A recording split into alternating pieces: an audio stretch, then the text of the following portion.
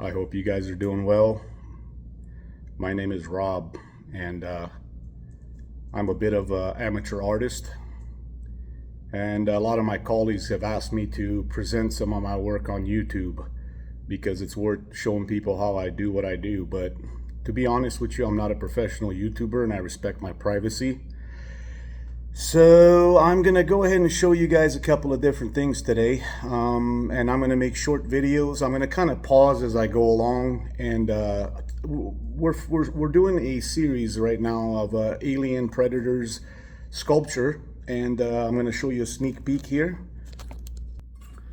So that's what I got going on, and then this is the alien dog. All right, and he's gonna be shackled, and the predator is gonna be basically using him as a kind of like a pit bull, if you will. And this is my made up sense of what I like. We're going to be doing the neck today. So we're going to be carving, let me focus in on that. We're going to be carving right through there and developing the muscle tones, and then going through the neck and going through the side of his head, all the details. I love H.R. Giger and his no eyes alien design. It's impressive. Looks like cockroaches and bugs mixed in with sexual organs, and just incredible. So let's go ahead and work on that. I know I don't like to make these videos any longer, so I'll be doing a 10-minute video as I progress, but I will do this entire alien dog for you guys. This is super sculpty. I know a lot of people are gonna ask, what are you using? So I will show you. I am using this. I know a lot of people have upgraded, but I'm kind of old school. I like the feel of it. I like the workability of it, and it hardens, right? So you can boil it, or you can put it in the oven, or you can use a heat gun, which is my preference. And this is one of my, this is a horned predator, as I call it. It's my own design. All right, so this is going to be sanded, airbrushed, etc., etc. So we're going to kind of show you guys today what I do and how I do it. All right. All right. So this is the sketch.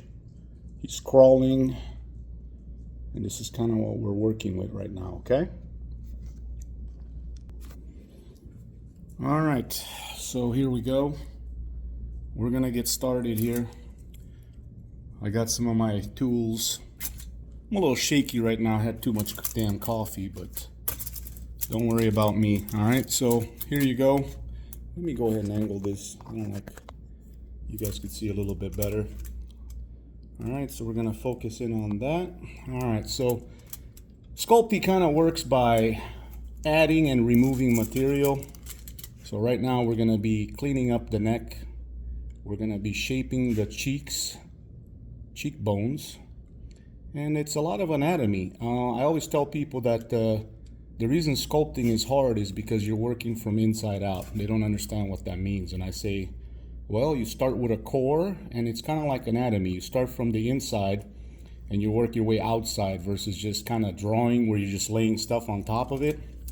So anyways, you know, this is kind of what I got going on here. So we're gonna, the cheekbones, let me move the light a little bit so you guys can see better.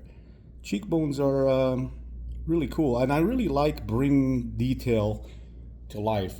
Think of it as a human 3D printer, right? You kind of think of something. You know, I'm not anti-technology, but I think humans are losing touch with their natural ability that we're gifted to them to be able to do certain tasks. And it really pisses me off when people say, look what I did, and they show their 3D printed work. Now, what I mean by that, they claim that they've done it, okay? Look what I did, and they show it to people. Okay, you might have designed it, but your printer printed it.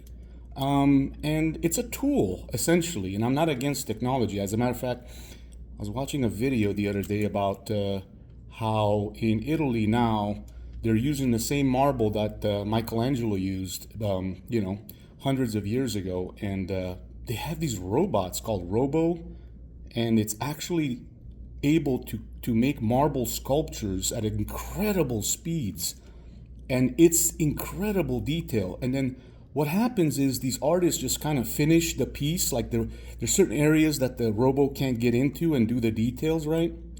And these artists are like, oh, okay, we'll clean it up, and then, you know, they're selling for incredible amount of money because that marble is so expensive, right? So like, I totally respect that, and a lot of artists are against it. They're like, oh, you know, that's not a real sculpture. You don't hear the hammer, you don't hear the chisel. Okay, so there's different ways to bring out beauty out of a stone or out of clay or out of 3D printing, and I'm not against technology by any means. But, you know, to be honest, there's nothing like a human seeing something in his mind, use his own two hands and bring out the beauty and the images that he sees or she sees, right? That to me is just irreplaceable. You cannot say that's the same. It's not the same. And unfortunately, technology is dumbing down people, right? It's kind of like they're not relying, they're not depending on their own. I remember when I was younger, people were telling me in school, we can't use a calculator. Don't use a calculator. Why? Well, we want you to know how to get the answer without a calculator. You know, that's unheard of. Like nowadays, you know, yeah, you need to know equations, formulas, things like that. But anyway, I don't know why I'm saying all that. I should be talking about my sculpture, but I guess I'm just saying it because I'm frustrated at how certain people blur the lines between fine natural art and technology. All right, so we're kind of developing a little bit of tissue, neck muscles, all right? So I kind of tend to just allow my tools to flow. I see a bulge or a ridge or a line and I'm like, okay, I'm gonna follow that line. I don't really think about it when I do it, to be honest with you. I just kind of have an image in my mind and then I say, okay, let me exploit that image and see what I can come up with, right? So you're gonna see me kind of do this head. And then as I start the torso and other things, we're gonna be focusing in on how I do it. You can sculpt the entire thing at one time, as I did with my Predator, but I found that it's a lot easier to focus on different anatomy parts like head, torso, arms, legs, and then the accessories and put them all together at the end, right? I think it's better that way for me, but sometimes you can't gain access. It's really hard to kind of like, once you have a big sculpture, to go through, you know, and rotate it and, you know, do certain things. And it's all strategy, right? Like, what is your strategy? What is your technique, if you will? So, all right, let me just shut the hell up and work here.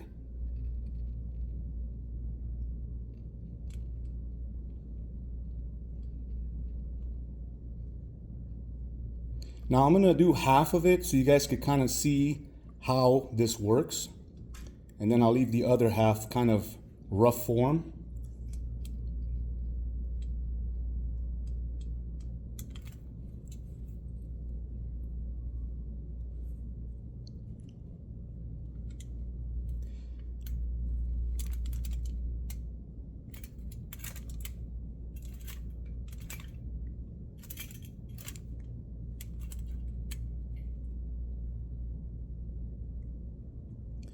Gotta watch the time because I'm only gonna be doing, I don't know, I guess we'll see how this goes, but I don't wanna make stupid long videos. I'd rather just kind of focus on shorter videos and then just kind of as I go along and have different techniques. And again, this is not a teach you how to sculpt. You know, you should take classes if you want or just keep practicing, but hey, if this helps you, if you have questions, just go ahead and ask in the comment section. And I'll be happy to answer any particular questions that you guys might have. I am not a professional sculptor. Nobody knows who the hell I am. Everything I do is just kind of for myself, right? Kind of show you guys. This is a Francesco Bagnaia painting I did. So I just do a lot of art, right? And don't mind me, it's just my pastime. But again, I'm kind of listening to my colleagues because they're like, hey, you should make videos. This is cool. And I'm like, okay, whatever. Let's see what happens. If you guys like it, I'll keep making them. If not, I'm not going to waste my time filming while I'm sculpting it. There's no value in that. I'd rather just listen to music and sculpt. All right, so here we go. Now we're going to start building some details. Now, you don't want to get too far. I don't want to get too far. So whenever you start sculpting, you have to keep your margins in order. So like your left and right, in and out, top to bottom, because a lot of times if you guys focus too much on one area, like if I keep saying you guys, but me, when I do one area if you build too much in one area, it's hard to match the other side, right? Because there's symmetry to this, like there's some symmetry. So you always want like to pay attention and kind of like watch your dimensions, proportions as you're going along, and then try to understand and visualize what's happening with your sculpture, right? Your figurine or whatever you're building. Think about how skin moves. Think about how muscles move, right?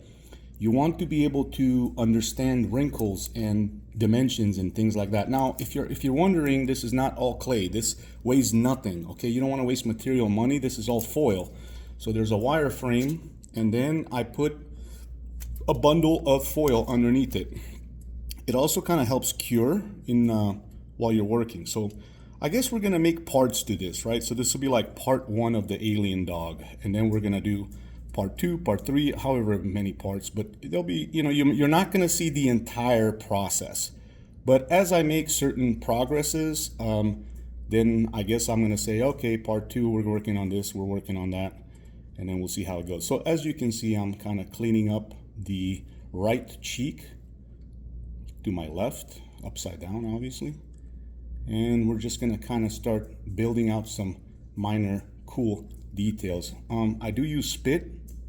I moisturize my tools. Call it what you want, gross or not, I really don't care.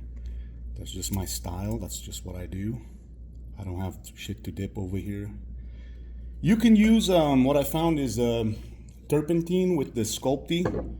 Kind of softens it up, and at the end I kind of do a wash with turpentine to get all the tool markings out. Again, another technique that I found very, very useful.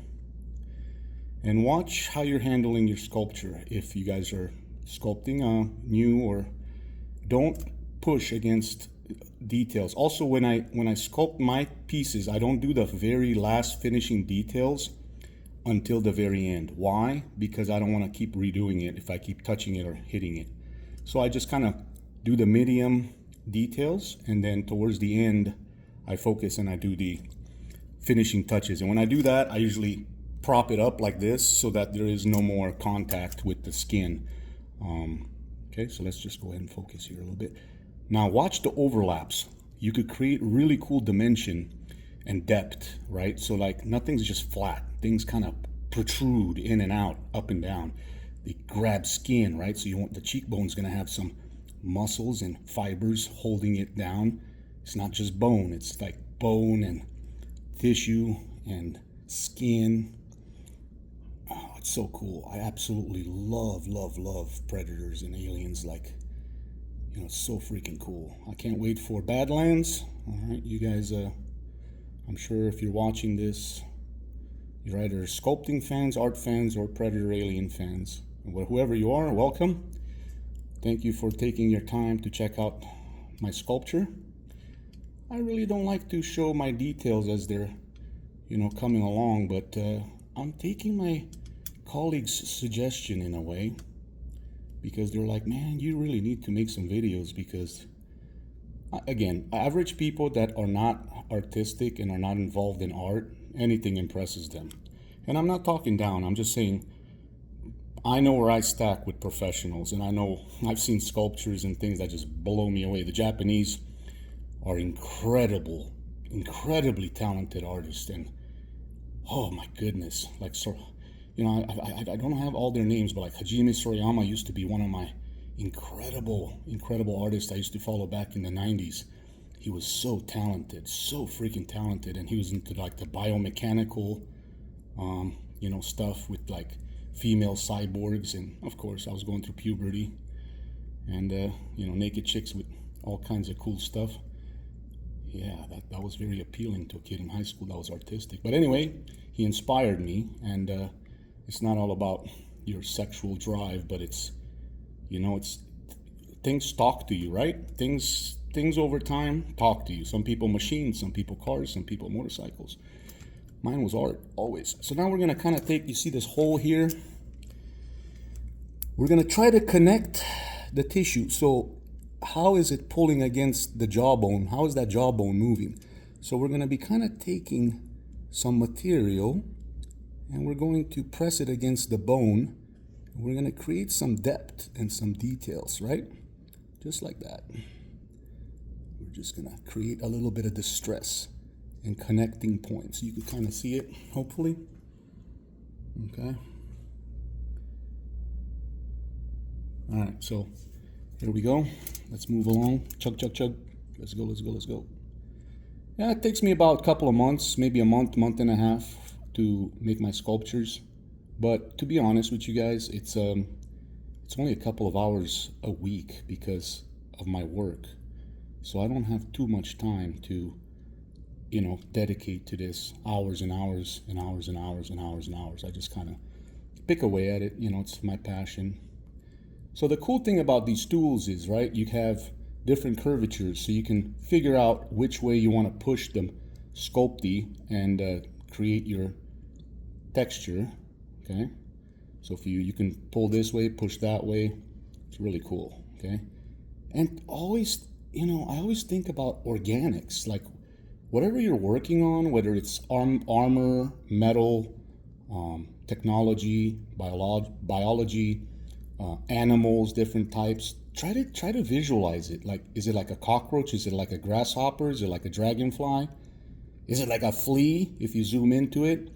You know, is it like a gazelle with weird kind of anorexic skin with bones? You know, what is it? What is it? Try to visualize it. And once you do that, it's going to help you. It's going to help you make something incredible. Okay, so for me, I said this is very therapeutic. It just kind of gives me a chance to relax. Gives me a chance to do something incredible, something I deeply, deeply enjoy. I just love bringing something to reality, right? So you guys are, sorry, my dog is protecting here. He's in protection mode. I have a Saluki. He's a desert dog. He was a rescue. I picked him out of a kudu bag. His pack left him behind, and these dogs don't stand a chance when they're outside of their pack. So I said, hey, stop, come here, come on up, let's say hi to everybody, come here, say hi, Paul, thank you. Yep, he's just checking out everybody. All right, so we're gonna kind of show you guys what we've done so far. Let me move the light so you guys can see. So here it is. I'm gonna kind of pause it real quick. I don't want this to drag out, but I'm gonna show you guys what it's gonna look like. As I mentioned, I'm working this side right now, so you guys could just kind of see how I build it up. Okay, let me pause this for about 5 minutes. I'm gonna hurry up. All right, so made a little bit more progress, right? You could kind of see it better right here. All right, we're just kind of building it up. And we're just gonna keep going here. Switch up my tools. Where the hell is it?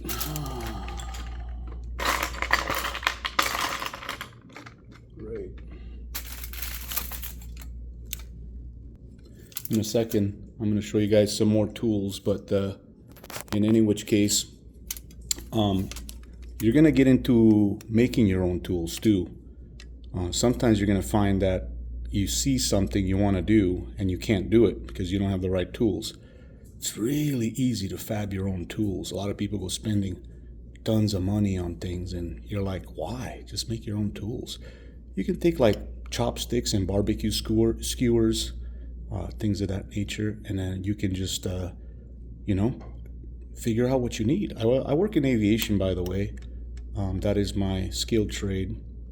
I'm an aviation defense contractor, and I really, really love that too. And that, you know, to be honest with you guys, when I was younger, I had a chance to work for McFarlane Toys. I sent them a kind of portfolio, and I think this was 2005, 6.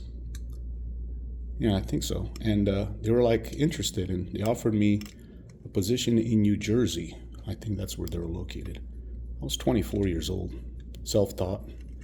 I did some kind of cool stuff, and it just happened that I had another job offer upstate New York with Sikorsky, and it just happened to pay pretty damn good. And I was like, I can always do my art, you know. And I always tell people, like, that was the turning point, you know, choices and things we do in life.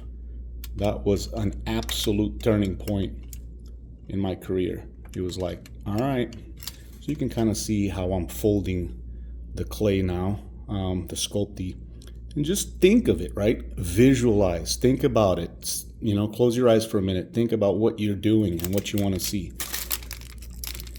Anyways, I'm talking so I don't bore you guys, because this shit could be boring. Excuse my language. This could be a little bit boring sometimes, and you know, you're like, wow, great, this dude's making something, it's taking forever. But anyways, if you know what's happening here, and you respect the art, not me, you don't know who the hell I am, but just the process, then thank you again for taking your time of the day to watch a process of taking a lump of clay and creating something that is beautiful, hopefully, when I'm all done with it. So we're gonna do his chin now.